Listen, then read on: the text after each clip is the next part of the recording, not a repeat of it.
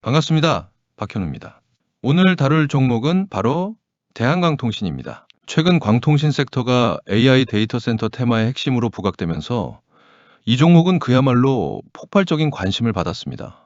하지만 지금 이 시점 여러분께 단순히 오를 것이다, 내릴 것이다를 말씀드리려는 게 아닙니다. 제가 오늘 전해드릴 이야기는 공시 안에 숨어있는 숫자들이 만들어내는 냉정한 현실, 그리고 그 현실 위에서 어떻게 이성적으로 대응할 것인가입니다. 영상 끝까지 함께 해주세요. 오늘 이 내용 꼭 도움이 되실 겁니다. 오늘 2026년 4월 29일 기준으로 대한광통신의 주가는 15,000원 중반대에서 치열한 공방을 벌이고 있습니다. 사실 불과 한 달 전만 해도 이 종목은 완전히 다른 분위기였습니다. 4월 초 엔비디아가 공식 석상에서 광통신 기술이 AI 데이터 센터의 핵심 인프라라고 천명하는 발언을 했습니다. 이 한마디가 시장에 불을 질렀고 대한광통신은 그 랠리의 최전방에 섰습니다. 그런데 지금은 그 고점 대비 약 25% 하락한 구간에서 숨고르기를 하고 있습니다. 이 하락을 어떻게 봐야 할까요? 단순히 단기 급등 이후의 피로감이라면 오히려 매수 기회입니다. 하지만 만약 시장이 어떤 구체적인 리스크를 인식하기 시작한 결과라면 이야기가 완전히 달라지겠죠. 오늘 저는 그 리스크의 실체를 여러분과 함께 낱낱이 해부해 드리겠습니다. 그럼에도 불구하고 대한광통신에 여전히 상승 여력이 남아있다고 보는 투자자들의 근거는 분명히 존재합니다. 그리고 저도 그 근거를 무시하지 않습니다. 하나씩 짚어드려 보면 첫 번째 근거, SMR 소형 모듈 원전과의 시너지입니다. AI 시대가 만들어낸 전력 수요는 기존 전력망으로 감당하기 어렵습니다. 그래서 전 세계가 주목하는 대안이 바로 소형 모듈 원전, SMR 뿐이죠. 그런데 SMR이 가동되려면 그 전력을 빠르고 안정적으로 전송할 고밀도 광 케이블 네트워크가 반드시 필요합니다. 이게 단순한 테마 스토리가 아니라 실제 수주로 이어지고 있다는 점이 핵심이죠. SMR 인프라 구축 프로젝트가 현실화될수록 대한광통신 같은 기업은 그 수혜의 최전선에 위치하게 됩니다. 다음 두 번째 근거, 북미 시장 선정량의 폭발적 증가입니다. 최근 공시에서 확인된 수출 데이터는 단순한 회복세를 넘어섭니다. 올해 영업이익의 흑자 전환을 넘어 역대급 실적 턴어라운드를 예고하고 있는 바 적자를 내던 기업이 흑자로 전환되는 그 순간은 밸류에이션 재평가의 촉매가 되겠죠.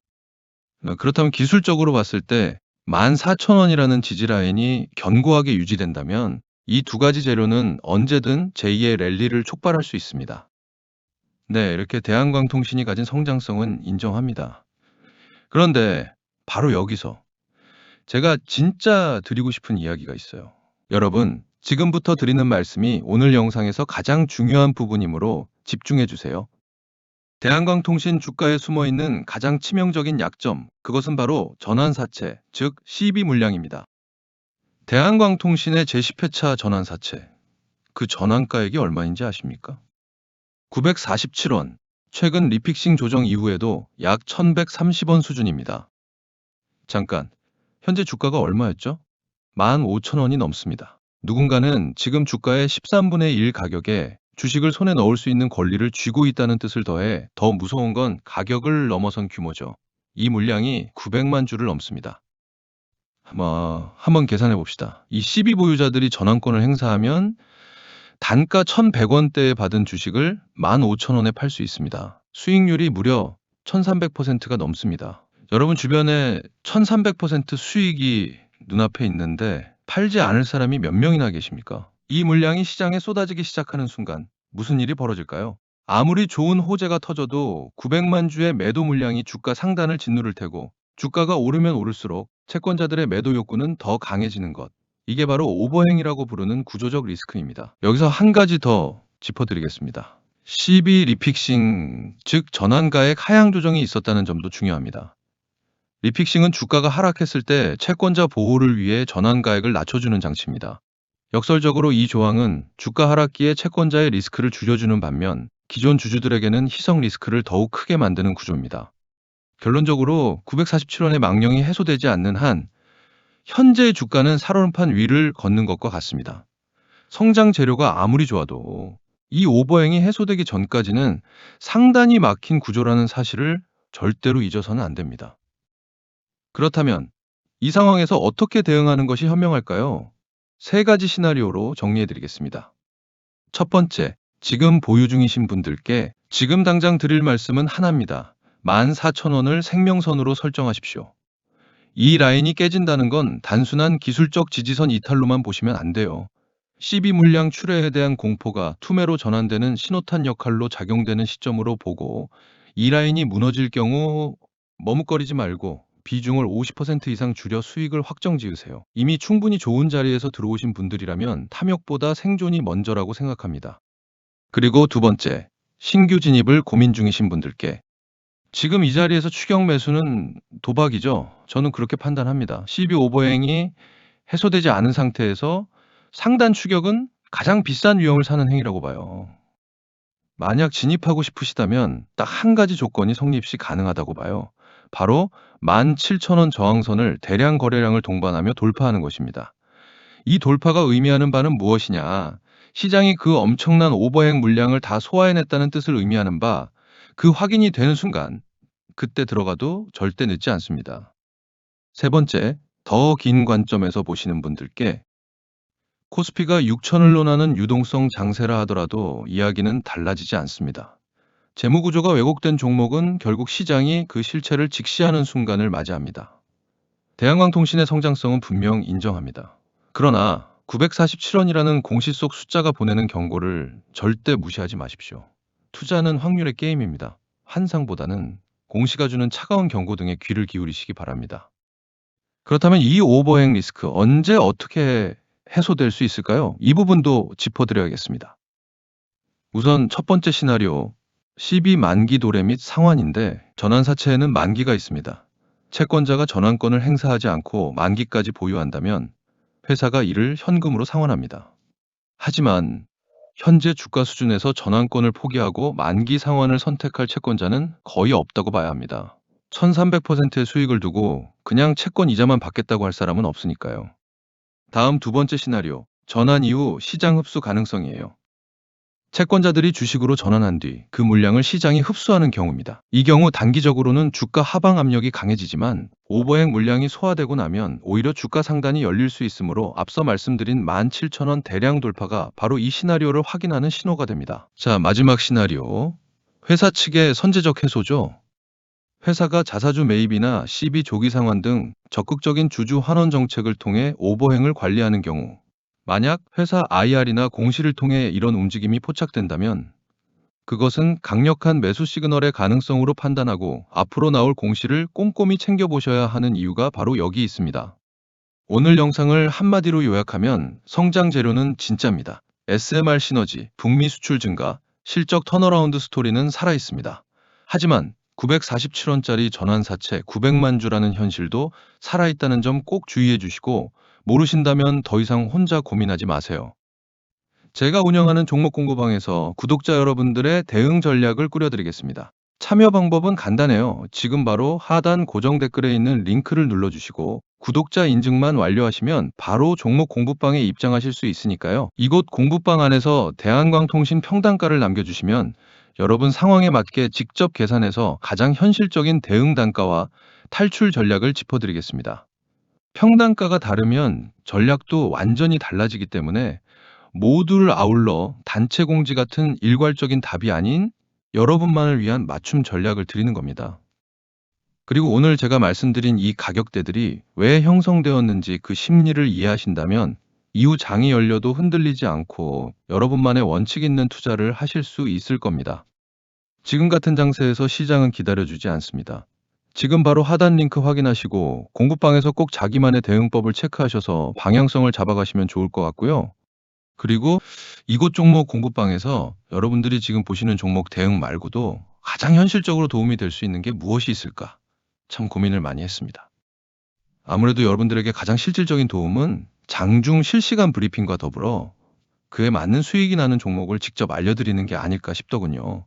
그래서 최근 들어 제가 여러분들에게 꾸준히 안내를 드리고 있는데요. 얼마 전이었죠?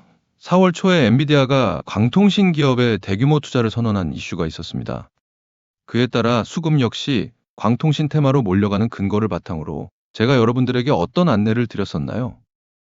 날짜 보이시죠? 4월 7일 이슈가 발생하고 나서 해당 종목인 대한광통신과 광전자를 말씀드렸습니다. 그렇다고 종목명만 딱 던지는 게 아닙니다. 보시는 것처럼 종가 베팅의 관점으로 추천 근거와 매수가 그리고 목표가를 함께 짚어드렸죠. 결과적으로 대한광통신은 추천가로부터 약 70% 상승을 보여줬고요. 광전자 같은 경우에도 마찬가지로 2배 이상의 큰 상승이 나와줬습니다. 자, 이렇게 보이시는 것처럼 앞으로도 수익을 무조건 크게 내주겠다는 호언장담은 못하겠지만요. 적어도 우리 구독자 여러분들에게만큼은 소소한 수익이라도 확실히 보여드리려고 노력하는 그런 실시간 브리핑 공간입니다. 솔직히 제가 이렇게까지 하는 이유요? 유튜버로서 유명해지고 싶은 제 욕심입니다. 없다면 거짓말이겠죠. 그렇다고 제 욕심만 채우자라기보다 구독자 여러분들과 서로 윈윈되는 욕심을 부려보려고 하는 거예요. 그러니 여기서 댓글까지는 바라지도 않겠습니다. 단 꼭 구독만큼은 한번 눌러주시고 하단 고정 댓글에 있는 링크를 통해 구독자 인증 설문지에 있는 10초도 안 걸리는 문항만 간단하게 적어서 보내주세요. 그럼 제가 일일이 확인해서 순차적으로 입장을 도와드리겠습니다. 그리고 우리 구독자분들에게만 무료로 알려드리는 만큼 돈을 받는 구조는 더더욱 아닙니다. 그러니 들어오셔서 저의 투자 방향성을 직접 판단해 보세요. 만약 입장하셔서 마음에 들지 않는다 싶으시면 그냥 편하게 나가시거나 지켜만 보셔도 되는 정말 자유롭고 편안한 커뮤니티니까요. 부담 없이 가벼운 마음으로 들어오시면 좋을 것 같습니다. 그리고 오늘은 제가 한 가지 더 말씀을 드리고 싶습니다. 지금 시장이 왜 이렇게 흔들리는지, 그리고 앞으로 어떻게 흘러갈지 제 나름대로의 시각을 말씀드려 볼게요. 지금 시장이 얼어붙은 가장 큰 트리거 다들 아시죠? 바로 미국과 이란의 전쟁입니다. 근데 여기서 많은 분이 놓치고 계신 게 있어요. 경제 흐름을 읽으려면 전쟁의 법적 구조를 알아야 합니다. 지금 이란과의 전쟁은 미국 의회의 승인을 받지 않은 트럼프의 독단적인 전쟁입니다. 미국 법상 의회 승인 없는 전쟁은 통상 60일, 철수기간 30일을 포함해서 최대 90일밖에 수행할 수가 없어요. 그 이후엔 전쟁 예산 자체가 끊겨버리죠. 아무리 트럼프라도 돈 없이는 전쟁을 이어갈 수가 없는 구조라는 겁니다. 지금 겉으로는 자신감 있게 나오고 있지만 실제로 다급한 건 이란이 아니라 미국 측입니다. 최근 협상을 서두르는 이유가 바로 여기서 나오는 거예요. 즉, 이 전쟁은 생각보다 길지 않을 가능성이 높습니다. 그리고 전쟁이 마무리 국면에 접어드는 순간 시장은 반응할 겁니다. 아주 빠르게 그리고 강하게요. 제가 이 말씀을 왜 드리냐면 역사의 반복성을 말씀드리고 싶어서예요. 예시로 1970에서 80년대 5.1 쇼크와 중동 전쟁, 그때도 미국 증시는 당연히 빠졌습니다. 근데 1974년 이후 6년간 어땠을까요? 그 이전보다 훨씬 더 크게 올랐어요. 방산주, 건설주, 그리고 아무도 몰랐던 인텔이 조용히 올라왔죠. 컴퓨터라는 새로운 산업이 태어나고 있었기 때문이에요. 결과적으로 전쟁은 새로운 산업을 낳습니다. 시장은 결국 바뀐 세상을 반영하기 시작하죠. 하락은 결코 오래가지 않습니다. 그럼 이번 사이클에서 인텔 같은 종목은 무엇일까요? 바로 AI와 반도체입니다. 지금과 같은 변동성 시장 안에서 조용히 바닥을 다지고 있는 종목을 하나 말씀드리려고 합니다. 제가 왜 이 종목을 말씀을 드리냐면 첫째, 5년 연속 흑자를 기록 중인 실체가 분명한 기업입니다. 둘째, 삼성과 SK하이닉스 AI 반도체 공급망에 실제로 들어가 있습니다. 셋째, 차트가 현재 바닥 구간입니다. 과거 삼성전자 5만 원대 매집 구간과 아주 흡사한 패턴이 포착되고 있죠. 마지막으로 보유 기간에 따라 100%에서 최대 600%까지도 상승할 수 있는 확률이 높은 시나리오가 그려져요. 물론 리스크도 있겠죠. 업황 회복이 늦어지면 당연히 주가도 지연될 수 있습니다. 그래서 저는 이 종목을 6개월에서 12개월 정도의 중기 관점으로 보고 있고요. 시장의 변동성이 가장 클 때, 흐름이 가장 어수선할 때, 역사적으로 그때가 항상 최고의 매수 타이밍이었습니다. 지금이 딱 그 구간입니다. 저에게 보내주시는 관심에 보답하는 마음을 담아 우리 구독자분들에게 이 히든 종목을 선물로 드리겠습니다. 이것도 마찬가지로 하단 고정 댓글에 있는 구독자 인증 설문을 진행하실 때 히든 종목도 함께 체크해서 가져가시고요. 올해 여러분의 계좌가 빛나는 순간을 맞이하셨으면 좋겠습니다. 오늘 영상이 도움이 되셨다면 구독과 좋아요 한 번씩 부탁드리고요. 저는 다음 영상에서 더 알찬 정보로 찾아뵙겠습니다. 감사합니다.